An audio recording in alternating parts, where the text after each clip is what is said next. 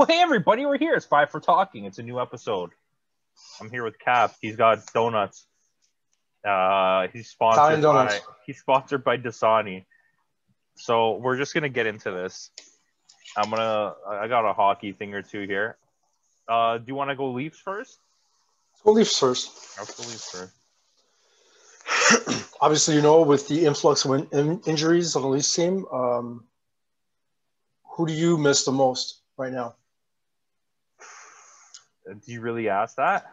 I did ask that. I'm gonna have to say it's definitely Wayne Simmons. I knew you were gonna say that, and I was thinking the same thing too. But at the same time, I think Muzzin is really at the top. Can I take that back? I completely forgot Muzzin was out. Can't take that back. I've been watching the last games and I didn't even notice Muzzin wasn't playing. It's a crazy amount of injuries, man. Like even Matthews is battling through a sore wrist, and if you're gonna still keep playing, that could be really, really bad later on. Yeah. Do you give him the rest, or do you just work around it, do a little bit of a Kawhi thing? No, given the situation, and the position that they're in, I wouldn't be against benching him back-to-backs, or even wait till Thornton or one of those. Was Thornton back? He will be back tonight. Okay, when one of these guys is back, Simmons or Thornton, for sure, we know they're going to be in the lineup, then just bench him for 2 weeks. I know it's going to affect his goals, and he doesn't want that, but you're going to need him for the playoffs. You're already basically in the position they're in. They've already made the playoffs. It would be very, very hard right now for them to completely blow it. I guess it just depends on the severity of the injury. I mean, if you can work around it, maybe give them a few practices off, and if they are in a crazy lead going into the third, you bench them for the third. I don't know, maybe work around it if you have to. It all depends, I guess, on the severity of his injury. Yeah, I mean, right? You don't want to risk that, but just general injuries is and you see the cost of building a team like that is that when stuff like this happens, the players you're bringing into the lineup are literally like Jimmy from who's cleaning windows at the corner. Well, when you look at it, you have Hyman, who's in and out of the lineup. You have Thornton, who's day-to-day, but I think he's back tonight. Anderson is out. Campo was practicing yesterday, so I don't know if he's good, if he's going to be good to go tonight. Wayne Simmons is out. I don't know did I say Muzzin? Yeah, I did say Muzzin. He's going to be back, but he's going to be playing with a face shield, I believe, because he has a broken bone in his. Yeah, you know what? Maybe they should do the resting with Anderson. Maybe just let Anderson sit out until he's completely 100%. Yeah, I mean, this kind of segues into my next question. What do you think of the play of Hutchison? I mean, I think he was good the last game. I think he was okay the game before. He's not a guy that in any circumstance that I want to bank on. Even if he's playing hot, I don't care for him to be on the team at all. Is he playing good? Yeah, fine. But I'm not going to sit here and hope that he's the guy. You know what I mean? No, but I'm just asking about your opinion on his play. I'm not asking for you to ensure that you think he's going to make the line, but I'm just asking what do you think of his play in the absence of their starter and their first backup? I think he's okay. I think he's doing fine. I'm not ready to say that he's good yet. But I think the last game, outside of scoring a goal, which is kind of a stupid conversation here, they played pretty well as a team. I don't know. They couldn't score on Riddick, but I think they helped him out a lot. There wasn't a lot of stupid giveaways. Morgan Riley didn't do a lot of no-look passes up the ice. Maybe this will change your mind. Do you know what Hutchinson's save percentage is right now? Like 980. 928. That's probably the highest it's ever been. It's probably the highest it's ever been. So I think good on him, and let's see how it goes. Let's see how it goes with him. Kind of segues into my other two individuals I want to talk about: Nylander and Tavares. I'm not going to say that Tavares is struggling, because he's the player that he's always been throughout his whole career, and that is a point-a-game player. So he's averaging a point a game pretty much right now.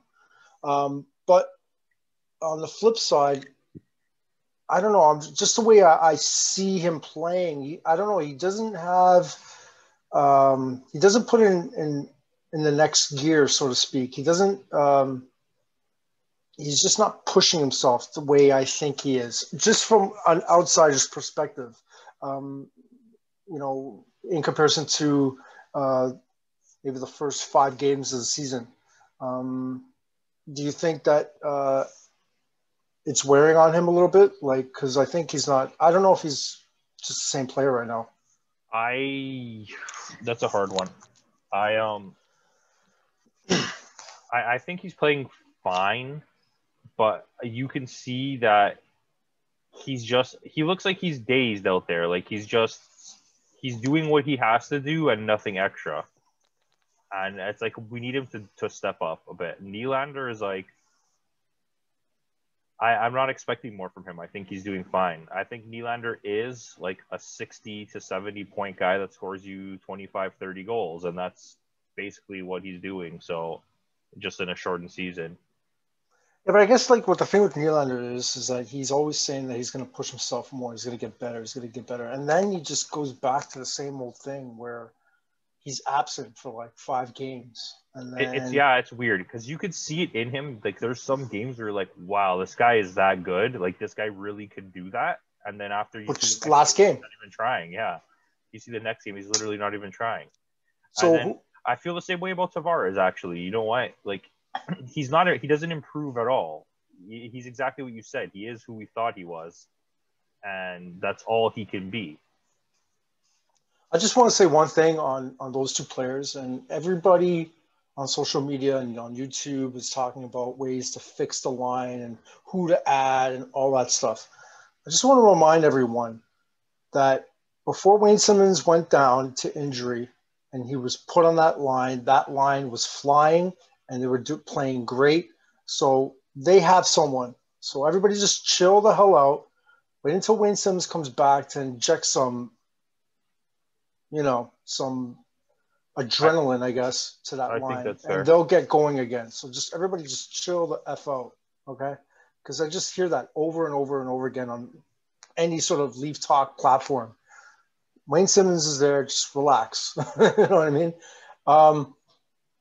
Yeah, but that's pretty much all I have on the Leafs right now. Any standouts for you in the last little bit? I mean, one person that's stand out to me is Travis Boyd in a way, from a guy who's didn't even make the lineup to begin with, and he sort of didn't he go down made his mark a little bit.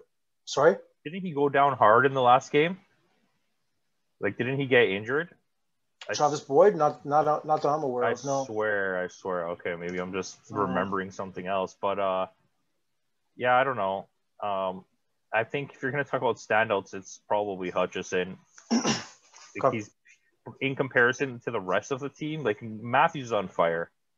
It's upsetting that he didn't get the points the last 2 games, but I got two assists last game. Oh, he assisted on the last goal? Yep. Oh, I didn't even know that. He set up Nylander in overtime. The first one I can believe it, but the last one I don't even. Nope. Okay, that's weird. Yeah. Okay, good for him. Yeah, Matthews on fire. It's kind of awkward with the Leafs. I think that there's a few situations that they need to address, like small. They need to tighten it up a little bit. Those back-to-back games against Calgary was kind of like It scared me. How they're like the best offensive team, and then they go 2 games in a row scoring 0 goals until like the last minute of the second game against Calgary, not against like Montreal or Edmonton. Yeah. What kind of segues into? I actually had one more question that just popped up in my head, and it talks about in towns. Got one of the best power plays, and they're not able to score a goal on not even a team that's like high up in the standings. It's crazy. We need these guys to be consistent. I know they're trying, but they got to put it in second gear. You know what I mean? They got to go into they got to push.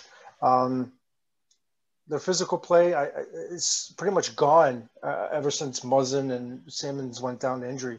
Nobody else has been. I don't think I've seen these guys throw a check. To be honest, too. Apologize for that, but I think I just want to ask you about the biggest letdown so far, and I think for me it's VC. I think this guy's run out of chances, and I think it's the VC experiment is done. I think I said from day one that he didn't even deserve any chances, and so I don't think he was a disappointment at all. I think that's hard. That's a really hard question.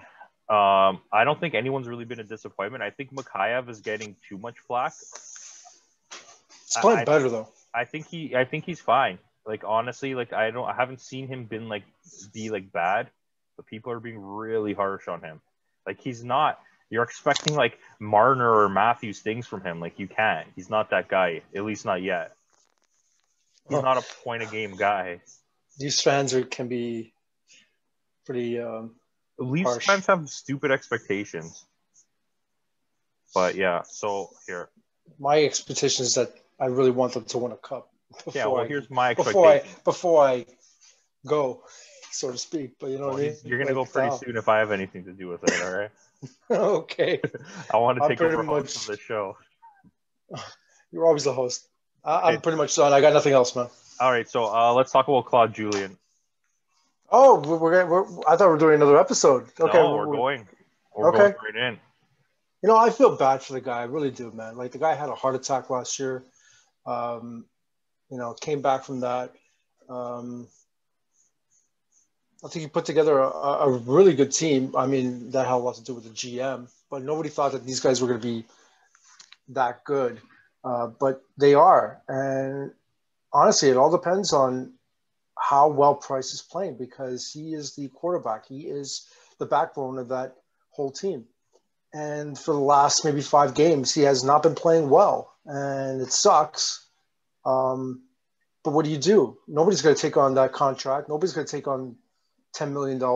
So, I don't know if I necessarily agree with the fact that Claude Jr. needs to get fired and Kirk Muller. Yeah, I was just going to say that. Yeah. Oh, take it. I have my Italian donut. I don't think that it makes sense to me. I mean, I don't think that you went on one losing streak and all of a sudden you just fired your whole coaching staff. Like, what the hell is that about? Like, I get it, but like the idea of it, but I don't think you should have done it. I think Bergevin is trying to cover his ass and he's trying to make moves now before he gets fired. That's all I could think of, right? Because, like, to me, like you said, what Carey Price needs to step up. He's got a lot of flack in the last 2 weeks. Jake Allen is not going to fill in, not like Carey Price is. And I think your best trade assets are either your future or guys that nobody's going to want because they cost too much money. So it's kind of a weird situation. And I don't know how to handle that because right now the biggest ones I saw that Tatar and Armia and possibly Kotkaniemi or Kotkaniemi, whatever his name is, are on the block. Kotkaniemi, you know who I'm talking about. But it's it's a bit weird because I don't know what you're gonna get. Like, are you gonna trade Tatar and get draft picks? No, because all these guys are pretty much young. Like, why? That's what I mean. That's what I'm saying. Like, what you're either gonna trade for draft picks, which doesn't help you, or you're gonna trade for more contracts that are gonna hurt you. You're not in Montreal's not in a position to bring in like if anything, you could try and work out a trade where you give all three of those guys and 2 first-round picks and try and get Malkin from Pittsburgh. But I don't even know if you're going to do that. No, because Pittsburgh is playing awesome right now. No, Pittsburgh's going to dump that. They turned it around, bro. And they're going to dump that team. Maybe eventually, but I don't think they're going to do it now. But you understand that. Like, that's like maybe you make that trade to LA for Kopitar. And not 2 first-round picks, but I mean, they need a really, really strong centerman with experience. Backstomy. Yeah. How's he doing in Columbus? 4th line, like 3 points this season. I think Tortorella is done at the end of the season. I watched Tortorella end up in Montreal. I don't think Montreal's going to hire that's a possibility, man. I don't think Montreal's going to hire a coach. I think they're going to run with what they're doing, whatever they're doing right now. I think it's like one of the assistants or something. It is. I think they're just going to leave it like that till the end of the year. Oh, yeah. Absolutely.